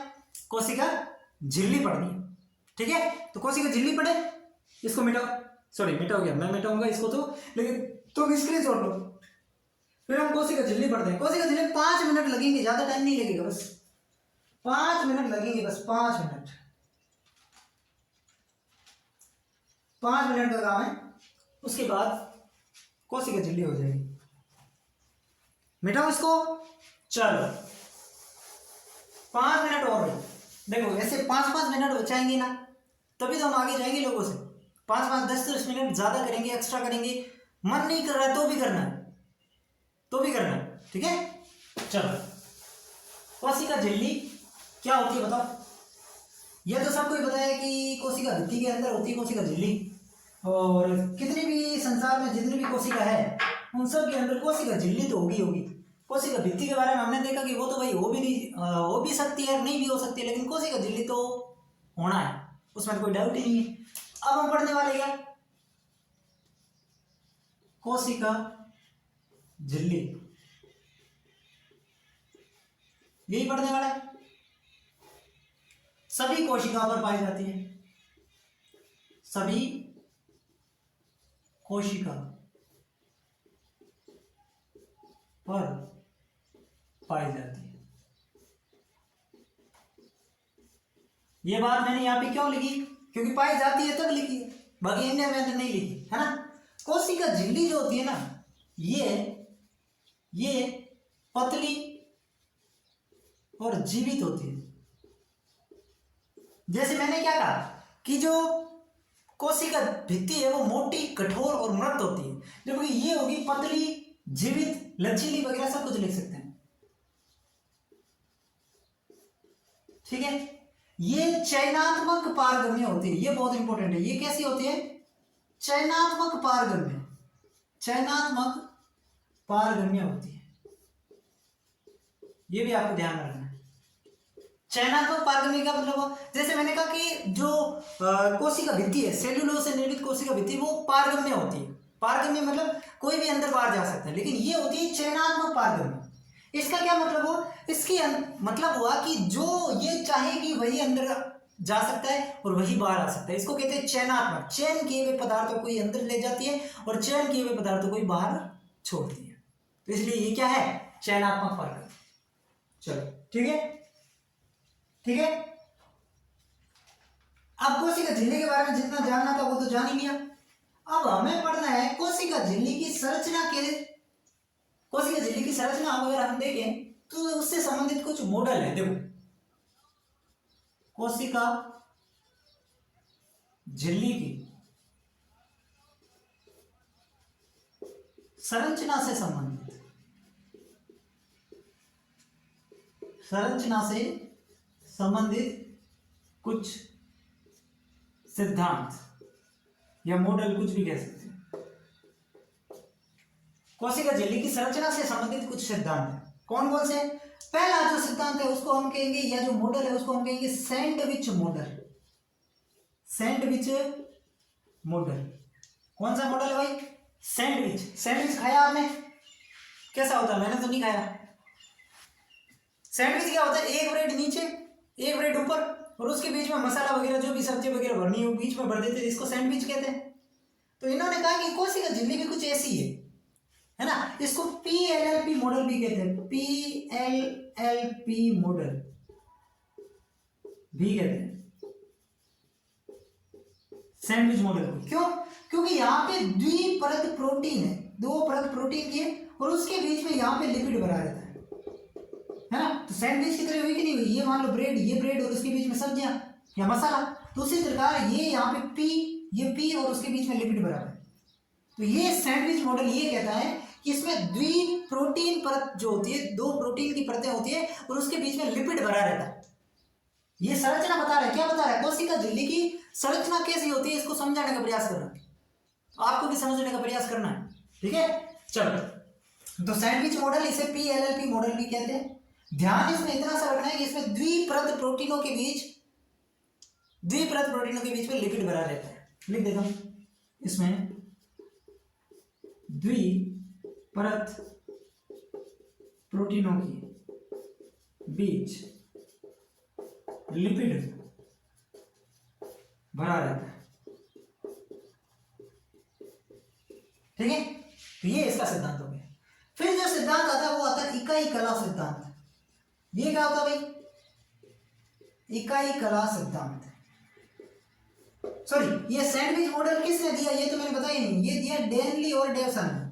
डेनली व डेवसन ने। वैज्ञानिकों के नाम बहुत इंपॉर्टेंट है। बाकी कुछ याद रहो कि नहीं रहो, दो चीज तो याद रखनी है। सैंडविच मॉडल किसने दिया?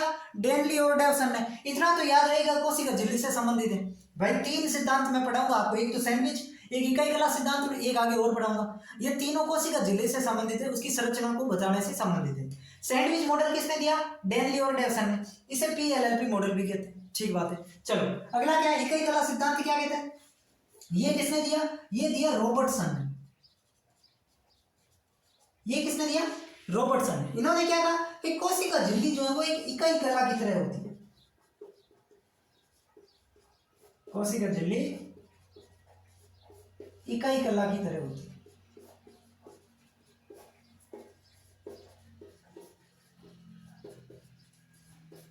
ठीक है, इन्होंने कहा कि इसमें जो कार्बोहाइड्रेट है वो सिर्फ बाहर की तरफ पाया जाता है, कार्बोहाइड्रेट सिर्फ बाहर की तरफ उपस्थित है।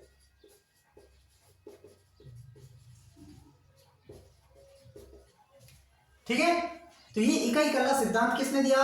रॉबर्टसन ने। और क्या बातें हुई आपको समझ में आ गई? ठीक है, अगर मैं यहां पे इसका मॉडल बनाना चाहूं तो कैसा बनेगा? देखो, ये इसके अंदर क्या हो जाएगा?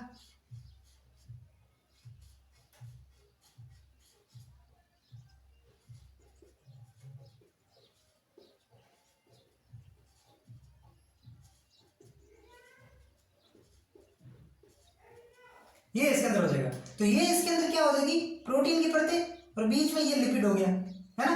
और इसके बाहर कार्बोहाइड्रेट पाए जाएंगे, सिर्फ और सिर्फ बाहर पाए जाते हैं। यहाँ पे ये क्या है?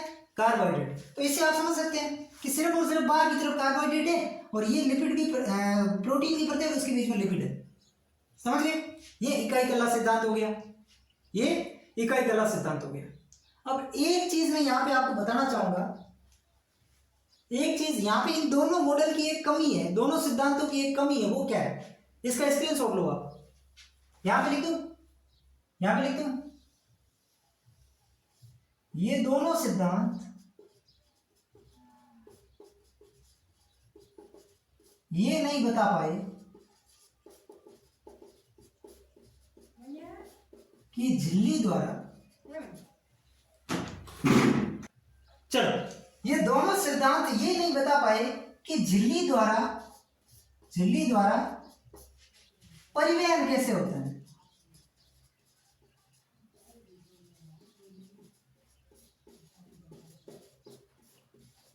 ये इन दोनों के सिद्धांत की सबसे बड़ी, दिख तो रहा है ना आपको? दिख रहा होगा वैसे तो, इतना भी तुम बहाने बंद बताना, बस बहाने बहुत बनाते हो तुम। ये तो दिख रहा होगा तुम्हें। मैंने सैंडविच मॉडल और इकाई कला सिद्धांत दोनों आपको बताए। इन दोनों सिद्धांत की कमी यह है कि ये दोनों ही नहीं बता पाए, ये भी नहीं बता पाए, ये भी नहीं बता पाए कि झिल्ली के द्वारा परिवहन होता कैसे है। परिवहन का मतलब ट्रांसपोर्टेशन, एक स्थान से दूसरे स्थान चीजों का आना जाना, तो वो कैसे होता है ये चीज नहीं बता पाई। इन्होंने केवल संरचना बताई है कि ये इसकी संरचना ऐसी होती है, इन्होंने भी संरचना बताई। ठीक है, तो ये आप इसकी कमी मान सकते हो, जो भी मानना है मान लो, लिख लेना बस नीचे ये दोनों सिद्धांत लिखिए, और उसके नीचे तीर का निशान डाल के पॉइंट लिख लेना कि ये दोनों सिद्धांत ये नहीं बता पाए कि झिल्ली के द्वारा परिवहन कैसे होता है, बस। अब एक और है तीसरा सिद्धांत, इसका स्क्रीनशॉट ले लो, फिर तीसरा सिद्धांत बताऊं।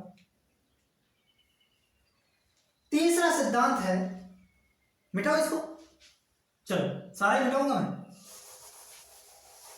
तीसरा जो सिद्धांत है ना वो है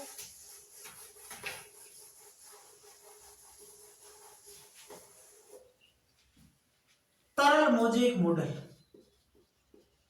तरल मोजेक मॉडल, इसका दूसरा नाम है गुलाब जामुन मॉडल।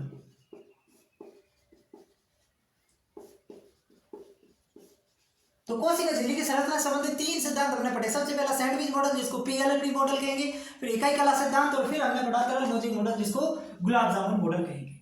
ठीक, ये जो तरल मोजेक मॉडल है ये किसने दिया? ये सिंगर व निकोलसन ने दिया, सिंगर व निकोलसन ने। कब दिया? इसमें सन भी याद रखना, 1972 में। ये बहुत इंपॉर्टेंट है, अब तक का सबसे मान्य सिद्धांत है, अब तक का सबसे मान्य सिद्धांत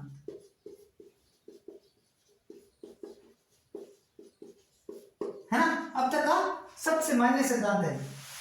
इन्होंने आरबीसी झिल्ली का अध्ययन किया, इन्होंने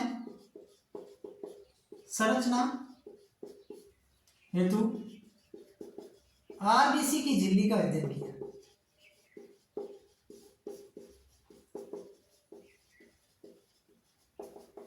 है ना।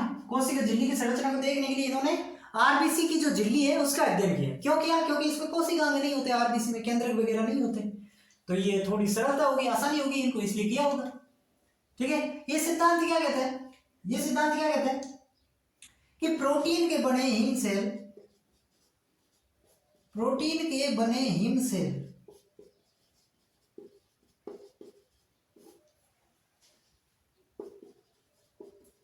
लिपिड के बने समुद्र में, लिपिड के समुद्र में तैरते रहते हैं, तैरते रहते हैं, जैसे जैसे गुलाब जामुन तैरती है चाशनी।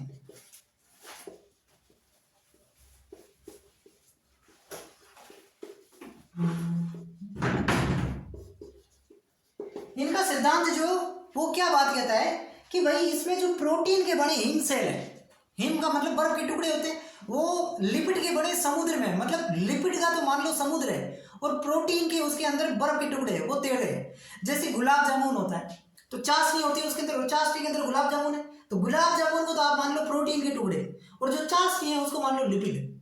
ठीक उसी प्रकार ये कह रहे हैं कोशिका झिल्ली की संरचना भी वैसी होती है, इसलिए इसको गुलाब जामुन मॉडल भी कह रहे हैं। तो समझ आ गया ये बात, बिल्कुल आसान है। ठीक है, अब देखो इनके अनुसार कोशिका झिल्ली के दो मुख्य घटक है, कोशिका झिल्ली के दो मुख्य घटक है। कौन कौन से मुख्य घटक का मतलब समझते हो, किससे बनी होती है कोशिका झिल्ली? तो दो मुख्य घटक है, एक तो हो जाएगा लिपिड, एक हो जाएगा प्रोटीन। कोशिका झिल्ली में लिपिड और प्रोटीन, लिपिड कितना होता है 20 से लेकर के 79% तक हो सकता है, ये 20 से लेकर के 70%। इसके अलावा क्या हो सकता है, इसके अलावा इसमें कार्बोहाइड्रेट भी हो सकता है, कार्बोहाइड्रेट, और इसके अंदर कोलेस्ट्रॉल भी हो सकता है। ये आपकी कोशिका झिल्ली कंप्लीट, मतलब अभी नहीं हुई कंप्लीट, वैसे 2 मिनट का हो रहा है, लेकिन इतना आपको समझ आ गया कि तरल मोज़ेक मॉडल क्या होता है, समझ गए। ये भी समझ गए कि कोशिका झिल्ली का जो निर्माण है वो मुख्यतः दो घटक मिलकर के करते हैं। ज्यादातर उसमें क्या होता है, लिपिड या प्रोटीन होता है, ज्यादातर भाग कोशिका झिल्ली का लिपिड और प्रोटीन से बना होता है, लेकिन इसके अलावा भी कार्बोहाइड्रेट और कोलेस्ट्रॉल भी पाए जाते हैं। कार्बोहाइड्रेट की मात्रा लगभग 8% के आसपास होती है, और ये आपका कोलेस्ट्रॉल जो होता है ये लिपिड के बीच बीच में। लिपिड की जो इकाई होती है वो क्या होती है, वश्य अम्ल होती है। लिपिड की जो यूनिट होती है, इकाई जो होती है, उसे हम कहते हैं वश्य अम्ल। उन वश्य अम्लों के बीच बीच में ये कोलेस्ट्रॉल उपस्थित रहता है। ठीक है, मिटाओ मैं इसको, समझ आ गया कोशिका झिल्ली किससे बनी होती है, लिपिड और प्रोटीन की मुख्यतः। और ये बात भी किन्होंने बताई, सिंगर और निकोलसन ने। अब हमें पढ़ते हैं कोशिका झिल्ली के कार्य क्या क्या है। कोशिका झिल्ली की संरचना के लिए 3 मॉडल है, तीनों पढ़ लिए। कोशिका झिल्ली के कार्य क्या क्या है, इतना सी चीज हम पढ़ लेते हैं। मिटाओ, कोशिका झिल्ली के कार्य देख लेते हैं।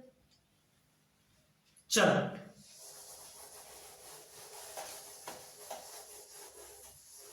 सबको ही पता है कोशिका झिल्ली क्या काम करती है, परिवहन का काम करती है, ट्रांसपोर्टेशन का।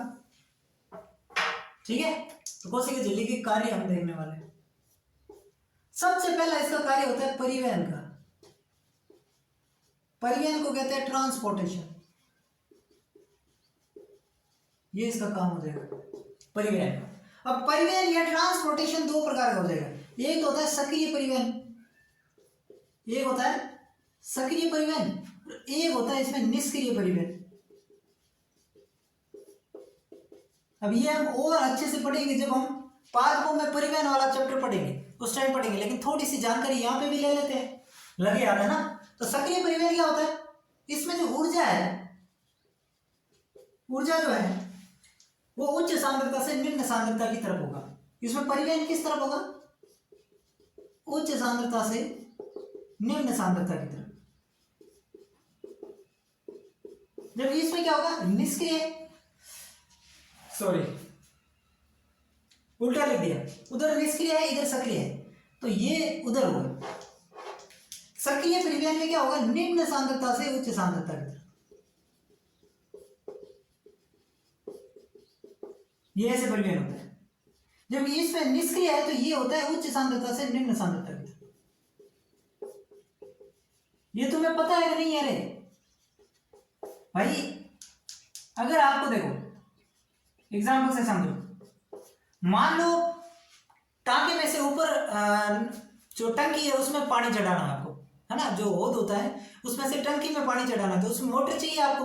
भाई नीचे से ऊपर चढ़ाना है ना, नीचे से क्या करना है, ऊपर चढ़ाना है, तो मोटर चाहिए, यहाँ की सक्रिय परिवहन चाहिए, यानी कि सक्रिय भागीदार आप उसमें रहोगे तो ही आप ऊपर चढ़ा पाओगे। निष्क्रिय परिवहन मतलब उच्च सांद्रता निम्न सांद्रता, मान लो ऊपर छत पे पानी आ रहा है और आपने पाइप लगा दिया, वो तो अपने आप नीचे गिर जाएगा, कि उसमें भी मोटर की जरूरत है कि नहीं आऊंगा मैं, नहीं आऊंगा, नहीं, ऊपर चढ़ाने के लिए ऊर्जा की आवश्यकता होती है। तो यही बात यहाँ पे, ठीक है।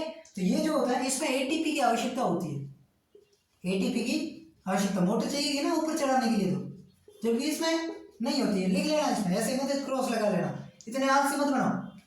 एटीपी की आवश्यकता नहीं होगी, इसमें होगी। ये जो होता है इसके एग्जाम्पल कौन कौन से, कौन कौन सा होता है सक्रिय परिवहन, इसमें सोडियम पोटेशियम पंप आ जाएगा, और इसमें क्या आ जाएगा, विसरण परासरण, ये जो प्रक्रिया होती है ये निष्क्रिय परिवहन के अंदर आती है, ठीक है।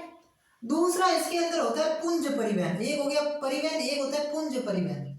दूसरा काम है बल्क ट्रांसपोर्टेशन, बल्क ट्रांसपोर्टेशन, ये क्या होता है भाई, अभी समझ आ जाएगा। दो चीज होती है, एक होता है एंडोसाइटोसिस, एंडोसाइटोसिस, और एक होता है एक्सोसाइटोसिस। अब इसको हिंदी में क्या कहते हैं मुझे नहीं पता भाई, हिंदी में क्या कहते हैं, भले तुम एंडोसाइटोसिस लिख लेना हिंदी में, लेकिन मुझे इसका जो शुद्ध हिंदी है वो नहीं आता है। एक हो जाएगा एक्सोसाइटोसिस, एक हो जाएगा एंडोसाइटोसिस, एक होता है एक्सोसाइटोसिस। क्या होता है एंडोसाइटोसिस, एंडोसाइटोसिस का मतलब है कि पदार्थों का कोशिका में प्रवेश करना, पदार्थों का कोशिका में प्रवेश करना। तो इसका क्या हो जाएगा, पदार्थों का कोशिका से बाहर निकलना, एक्सो, एक्सो मतलब एग्जिट, एग्जिट, और ये हो जाएगा एंडो यानी अंदर की तरफ। तो यहाँ पे पदार्थों का कोशिका से बाहर निकलना, ठीक है। ठीक है, एंडोसाइटोसिस के अंदर दो होता है, एक होता है फेगोसाइटोसिस और एक होता है पिनोसाइटोसिस।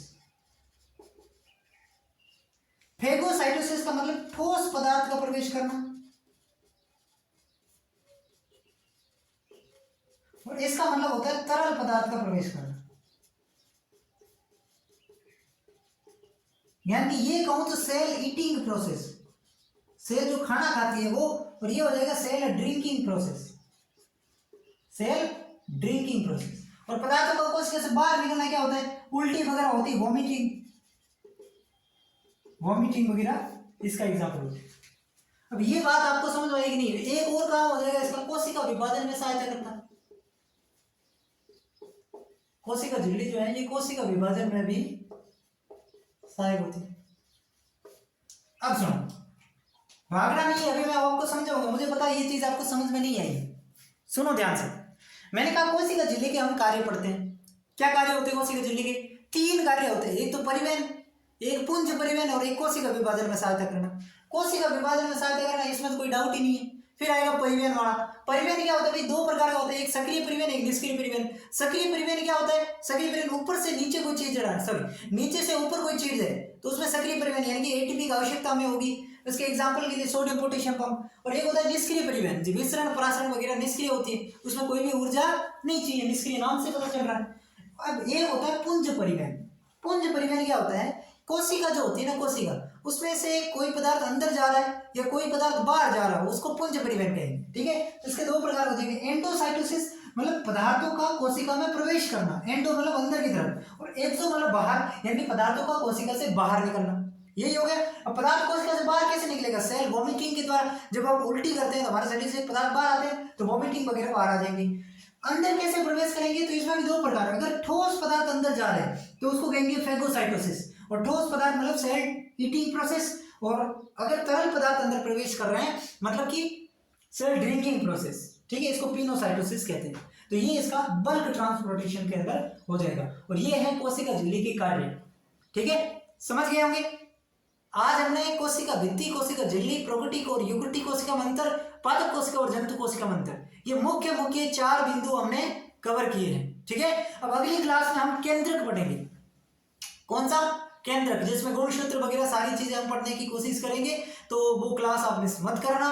और 2-3-4 क्लास और लगेगी, फिर ये चैप्टर हो जाएगा। वैसे भी ये चैप्टर एक बढ़िया चैप्टर है, इसको अगर हम ढंग से करते हैं तो बायोलॉजी की एक अच्छी खासी समझ हमें हो जाती है। ठीक है, तो टेंशन मतलब जितना करवा रहा हूँ उतना साथ साथ लिखते जाओ, पढ़ते जाओ, और सफिशिएंट है, इसमें आपको डाउट रखने की जरूरत नहीं है, मोर देन सफिशिएंट है। कोई भी एग्जाम की आप तैयारी कर रहे हो, चाहे NEET, lab assistant, second grade, कुछ भी, ठीक है, बाहर से सवाल नहीं जाएंगे।